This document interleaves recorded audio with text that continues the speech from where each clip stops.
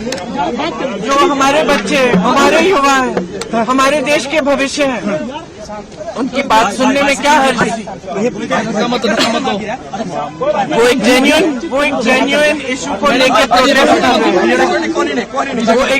वो जो उनके साथ हो रहा है वो उसका दुख लेकर, गुस्सा लेकर प्रोटेस्ट कर रहे हैं। तो जो उनके रिप्रेजेंटेटिव्स हैं, हम सारे, हमारी जिम्मेदारी बनती है कि उनकी आवाज हम ऊंची करें और उनकी आवाज हम बुलंद करें और उनके सपोर्ट में हम खड़े हैं, क्योंकि उनके साथ जो कल हुआ वो एकदम गलत है। ये एक लोकतंत्र है, it's a democracy. In a democracy, right to protest, it's a fundamental right. Nobody has the right to protest.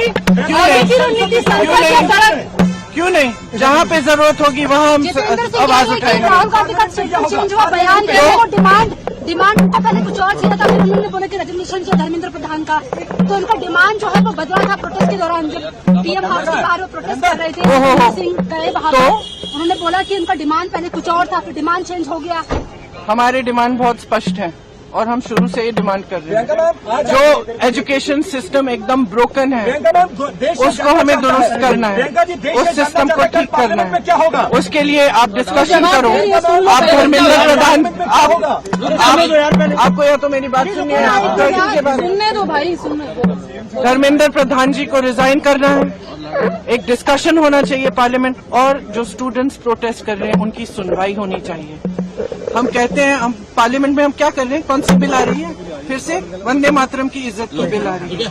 क्या मतलब है इसका? क्या मतलब है इसका? वंदे मातरम का मतलब क्या है? अपनी मातृभूमि के लिए, अपनी मातृभूमि की इज्जत। तो ये क्या है? हमारी मातृभूमि लोकतंत्र है। ये बच्चे कौन है? इन्होंने तो डाला है हमें संसद में, इन्हीं के तो वोट से हम पहुंचे हैं संसद में।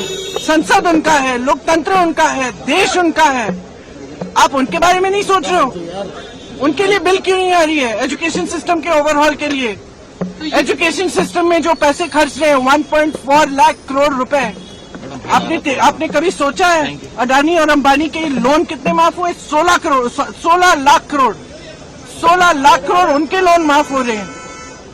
और एजुकेशन, पूरे देश के एजुकेशन में आप 1.4 लाख करोड़ डाल रहे हैं। डिस्कशन होना चाहिए, डिस्कशन होना चाहिए।